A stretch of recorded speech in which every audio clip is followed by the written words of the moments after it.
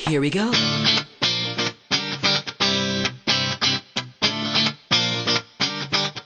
Let me lift you up.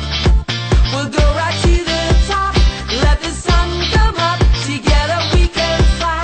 All our hearts collide. Stay here by my side. I say we jump, we fly, we reach out to the sky. And it goes on and on and on and on and on. And we go on and on and on and on. And it goes on and on and on and on and on. And we go on and on and on and on. We're gonna fly high, be alive. Yeah.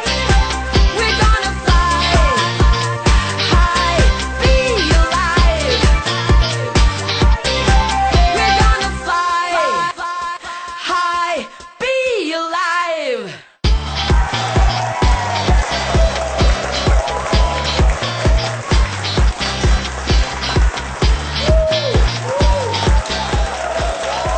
Good morning, everybody! Kung meron po tayong mga paraan para na pwede nating matuklasan para mas maging healthy po tayo, gusto nyong malaman? Siyempre, Susan, we all want to be in perfect health, di ba? Di ba? Alam mo, Susan, Ana, ang daming tumatawag sa atin because a lot of people are amazed at the stories that are being told here in our show. Today po, ang pag-uusapan natin ay yung diabetes naman po. At ayon sa statistics ng Department of Health, diabetes is the 9th leading cause of death in the Philippines, affecting 1 out of 25 Filipinos. An estimated 3.36 million Filipinos are affected by the disease today. Isa na po ako doon. Kaya nga, Ana, will you choose life or tatanggapin na lang natin ang mga sakit natin? Through our show, we will show you that we can choose life over sickness. And there are natural ways to address even diabetes. Yes, ang diabetes ay isang pangkaraniwang sakit. And yet, very serious po ito.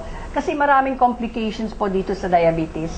Today we have a story of an 8-year-old Dana Felizardo. Meron po siyang juvenile diabetes. We'd like to welcome her sa Be Alive!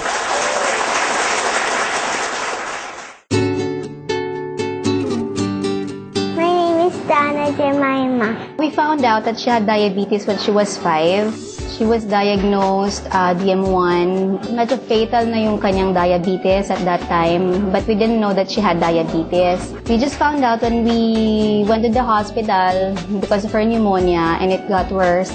And then from that time, the diabetes came out. From then on, it had been hard for the family because she had to take insulin twice a day, 1 in the morning and 10 units in the evening. Since she had diabetes, we have been monitoring her sugar.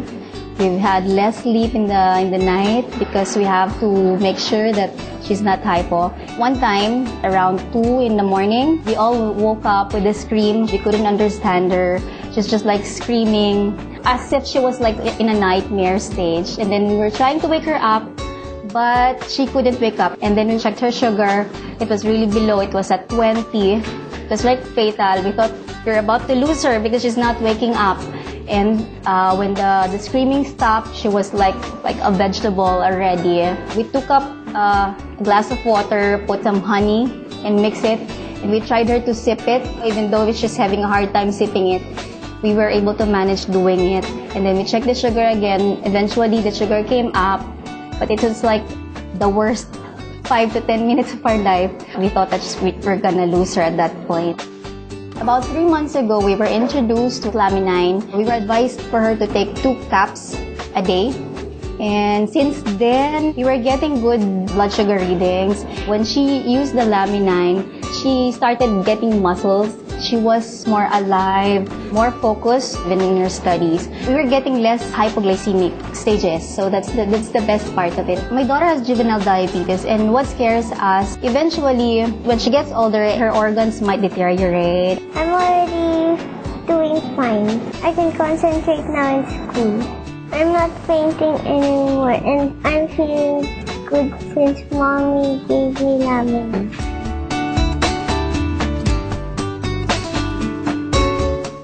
When we come back, we will give you our doctors. Papaliwanag po nila sa atin ang sakit na diabetes.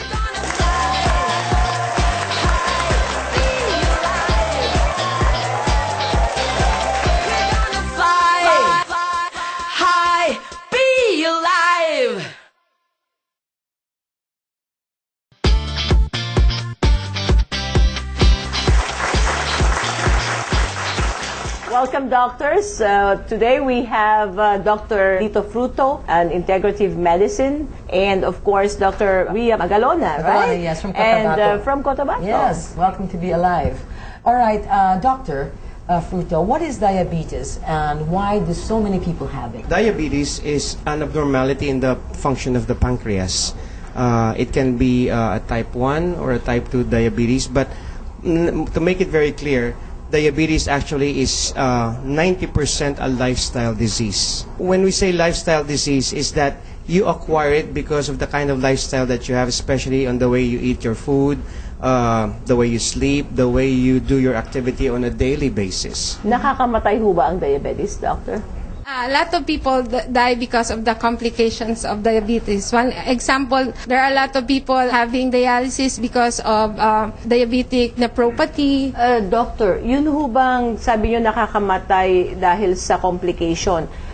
Yun bang diabetes na sakit mismo ang pumapatay o dahil nagkakaroon ng komplikasyon dahil sa mga gamot na binibigay dahil sa diabetes? Actually, it's because of diabetes, but part of it because some patients who are in the long-term use of their hypoglycemic drugs, we cannot totally rule out that it will not affect the other organs. It's a long-term kind of disease. Ano po ang mga symptoms na pwede natin, yung mga palatandaan na diabetic na pala ako? Marami pong sintomas ang diabetes. The first thing is yung presence ng sugar level sa urine.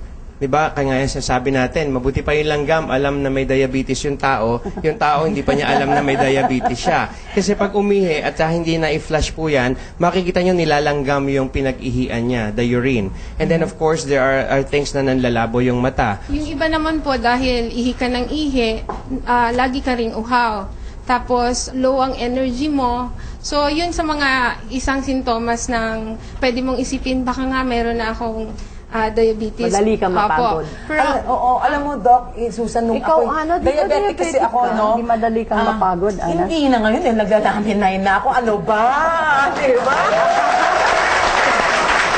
Pero actually, nung una, Susan, nalaman ko may diabetes ako, no?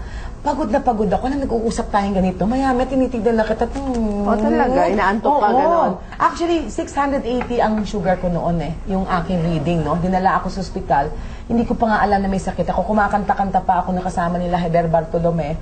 Pagbaba ko dun sa entablado, nasugatan na pala yung aking legs na ganyang kahaba na yung gas-gas, hindi ko na naramdaman. Wow. Kasi wala na akong pakiramdam, nagdanumb na ako Tapos tama yung sinabi ni doktor na inom ako na inom ng tubig. Parang gusto kong ikalong yung refrigerator, dalhin sa akin kung saan ako pumupunta. Oo, grabe talaga. So, Dr. Fruto, how does Lamine help people with diabetes? Ang maganda po sa Lamine is because it has a complete amino acid including, which is the most important po dyan is yung lysine and the tryptophan. Because the tryptophan amino acid is the one that neutralizes or regulates the functionality of the pancreas and the gastric glands. Kaya po ngayon, pagka nag-laminin kayo, ang unang-unang nire-regulate ng tryptophan o ng laminin is the functionality of the pancreas, which is the ones that shoots up insulin into the bloodstream. Susan, alam mo, Tita Maggie, yung sinasabi sa akin yung Dr. Fruto noon, kaya ako naglalaminin kasi hope ko na dumating ang araw na yung pancreas ko ay mag-function ulit. Maari bang gawin ng laminin ito? Kasi pag diabetic ka, medyo patay na yung pancreas mo, di ba, Doc? Maari ba yun? Ito po yung kagandahan. This is the reason why the product is so profound because it is a repair kit. It repairs the tissues, the cells, and eventually it repairs the organ.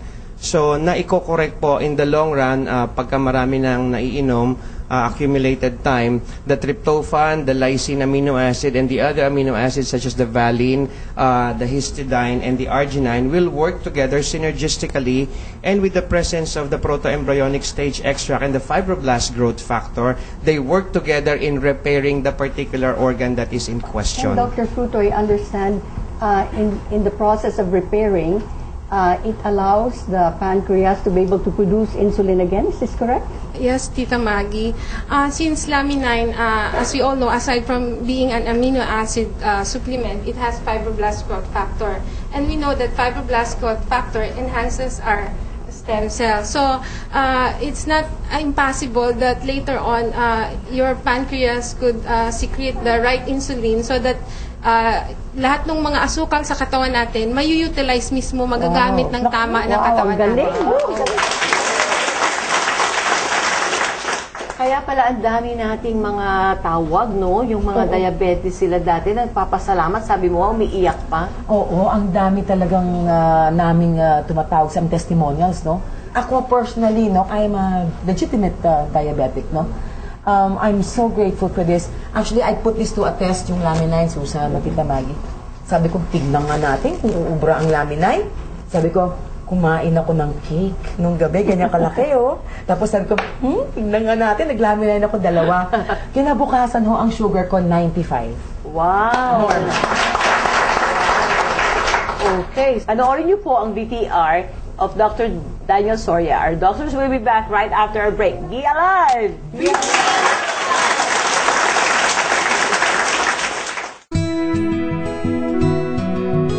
I have diabetes and I have a high cholesterol.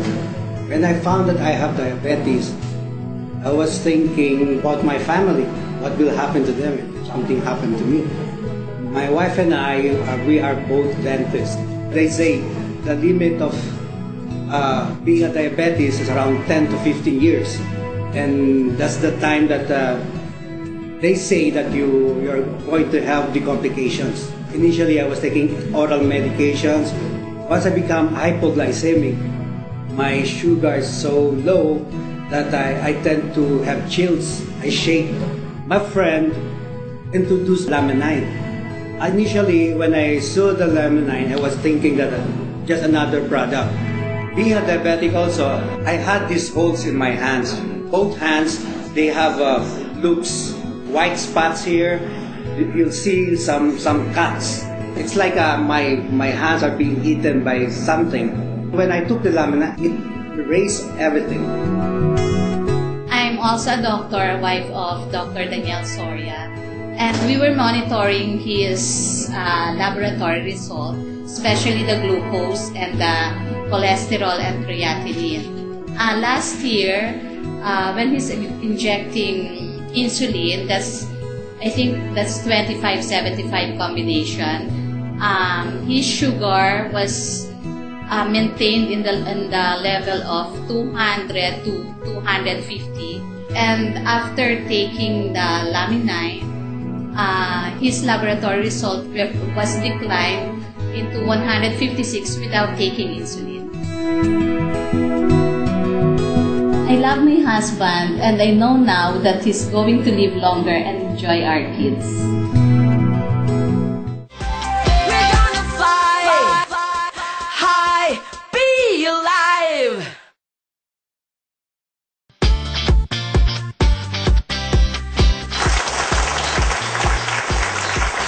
Welcome back! Ano po yung pinakita sa VTR that the hands of Dr. Soria had holes? Actually, Tita Maggie, yung kay Dr. Soria, kakaiba yun kasi ang karamihan ng may diabetes, kadalasan nakikita namin sa paa, sa talampakan, tinatawag namin diabetic foot ulcer. Pero sa kanya sa kamay, kakaiba ng klase because pag may diabetes ka po, yung blood flow doon sa area na mas malayo doon sa heart mo, kasi yun ang nagpo-provide ng nutrients, nabablock na siya. So, ang nangyayari doon, yung blood flow, since na-block na siya, yung nerves niya, na-damage na kasi hindi niya nasisense na meron injury or any stimuli na magkikreate ng wound.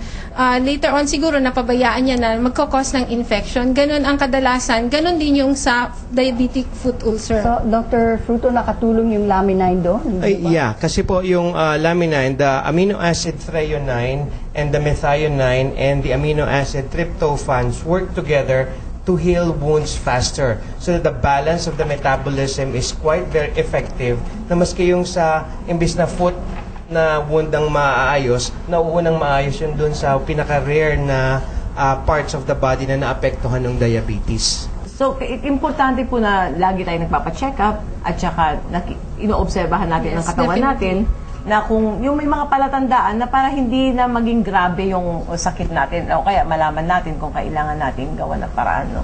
So sa office, meron po tayong libreng Infinitus diagnostic check-up. And Dr. Fruto, kayo po yung isa sa mga doctors natin na nagbibigay yon. Pwede pong paki-explain sa mga televiewers natin kung ano po tong Infinitus na to. The Infinitus Diagnostic Scanning is a combination of your MRI, 2D echo, 3D echo, ultrasound, CT scan, X-ray, all rolled into one. It is a diagnostic scanning. So ang ginagawa po niya, binabasa po niya ang kakulangan or karamihan ng amino acid natin sa katawan. Bakit po amino acid? Kasi po ang amino acid is the building block of the immune system. Dito po sa machine na to, pag niran natin yan, i-scan po ang entire body and then po malalaman natin kung ano yung present health condition ng tao at yung darating pa na health condition sa hinaharap dahil sa kakulangan ng amino acid. How long does it take, doctor? 5 minutes. 5 minutes lang? Opo, 5 minutes and we get... Pero di ba yung the whole, 1 minute lang yun? The whole scanning is 1 minute to a minute and a half. Yeah. With the interpretation, inaabot po tayo ng mga 5 minutes. So, Maganda subukan po. natin. Subukan po natin. Subukan natin, Tita Maggie. Okay. Yan Akong guinea pig. Malalaman ko na ang iyong Kaliwa. sikreto. Yan. So, ang ginagawa po ng machine ngayon is binabasa po niya, nag-i-scan po siya ng entire body. Mga 1 minuto po ito. And then, ilalabas natin yung kanyang report. From head to toe, no? Apo, from head to toe. We offer free po sa ating mga televiewers, no? Basta sabihin nyo lang po na you have seen it sa show natin and then call the office and you can make an appointment. Ayan, tapos na po. Tita Maggie, pwede nyo na po siyang bitawan. 60 seconds, no? 60 seconds yan, ano? And then we save the data. And then we're gonna get the report. Ibibigay po sa inyo ang report niyan. Babasahin po ilang amino acid ang kulang. And then, nandito na po yung findings kung ano yung mga problema from the cardiovascular to the cerebrovascular to the sexual function. Makakatulong ba ang laminain sa sexual function? Napakaganda po ng ginagawa niya. It's a case of Viagra. Yan. Sasabihin na naman ni Miss Ana, ba't ko tinanong? Kasi ang mga diabetic ang naapektuhan ng sexual function. Tama Opo. ba? Tama. Di ba, Doc? Di Yes, ba? yes. Tama ba yun? Hindi totoo yun, ha? So, eto po, si Tita Maggie is 5 out of 5. 5 ang kanyang normal na amino acid, and then 5 po yung mildly abnormal or moderately abnormal. Ibig po sabihin, mataas yung amino acid content na yon.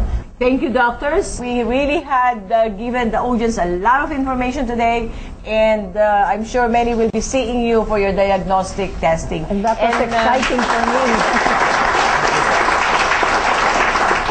So, let's all roll over to Ana. Meron pa raw isa tayong testimonial. Yes, Susan, meron ho tayong special tanong ngayon sa ating audience, no? Si Mr. Frank Abela. Pakikwento lang po, di ba ho, diabetic ko kayo for 15 years? Ano po naman ang naging magandang resulta nung naglaminain po kayo? Ay gumanda po ang aking pakiramdam. Bumaba ang aking blood sugar. Tapos so, naging sexual din po kayo? Minsan po. So Kuya Frank, ano po masasabi niyo dun sa mga tagapanood natin na gusto rin po sanang itry yung Laminine na may diabetes? Sana po subukan po nila na minom ng Laminine. Para ang blood sugar nila ay bababa. Palakpakan ho natin po.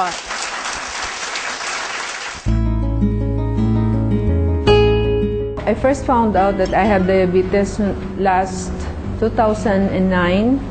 I was wondering at nighttime, I have to drink at least 2 liters of water. And in the daytime, every time I see the light, why does it look violet? I was scared because my aunts and uncles have it and also my cousins. My FBS was 467. I was afraid that I'll be hospitalized because it was too high for my age. Since my daughter is a nurse, she's so afraid for me because she knows the effects on my body. Before I take the Laminine, I had my laboratory to really find out if it will be okay for me. The greatest miracle of it was on the 3rd day, I can read without my glasses anymore. And after 2 weeks, I had my laboratory. My cholesterol was 315 and now it was 157.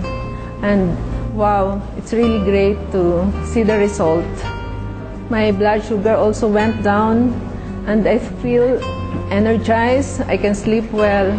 Before Laminine, I was always angry with my kids. I have low patience. I easily get irritated. But after taking Laminine, I feel I'm always happy. I've lost 12 pounds without effort. One night, my son told me, "Mama, did you put on blush on at 10 in the night? Why should I put on blush on when I'm going to sleep? Ma, you have blush on." And when I look at the mirror, I was blushing. She told me, "Ma, you look younger." When I saw the mirror, it was really true. I thank Laminine for changing my life. We're gonna fly high, be alive. Be alive! Be alive. Be alive! Be alive. Be alive! Be alive! Be alive. Be alive. Be alive! Be alive. Be alive! Be alive. Be alive. Be alive. Be alive. Be alive. Be alive.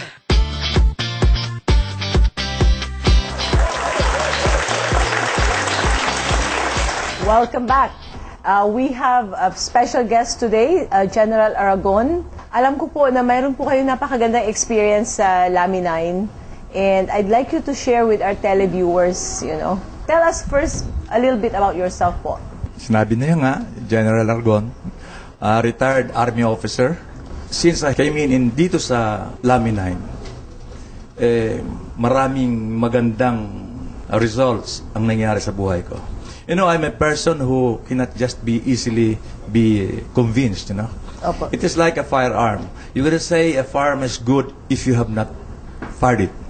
So, when somebody introduced that to me, so, tinesting ko. The product is good. In how many days po ninyo nalaman? Oh, in 1 week time. Wow. 1 week time.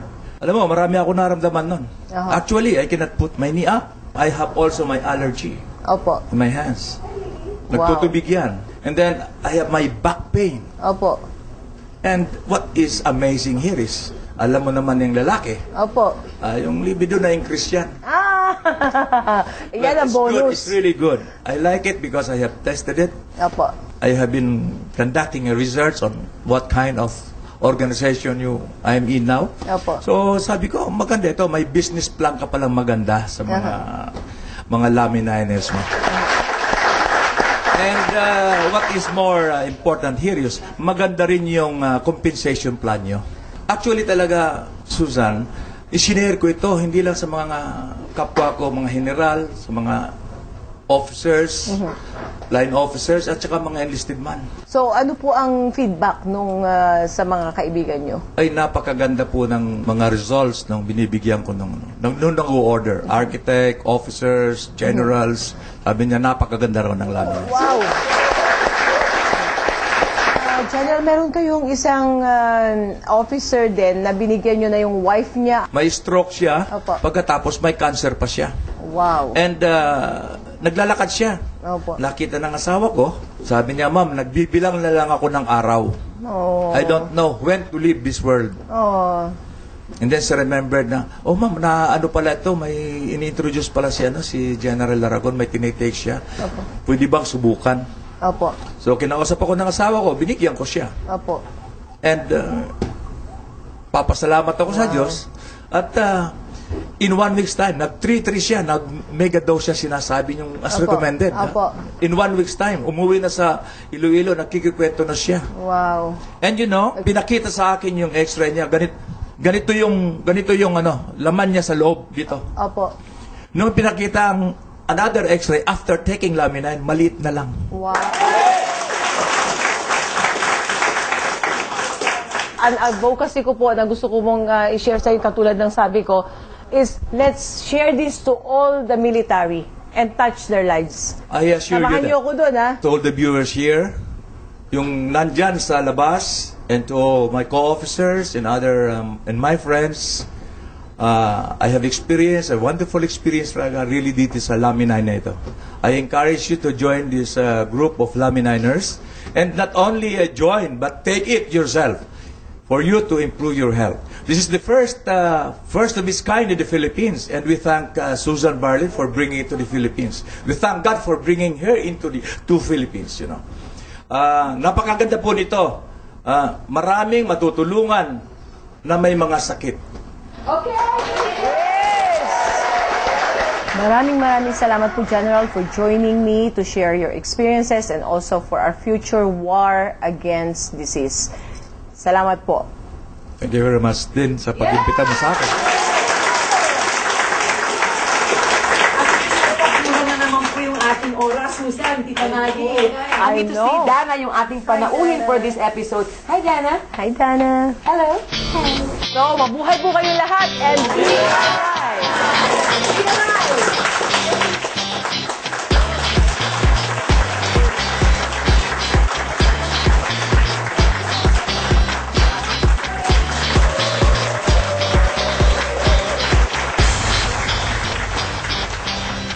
Be Alive would like to thank the following: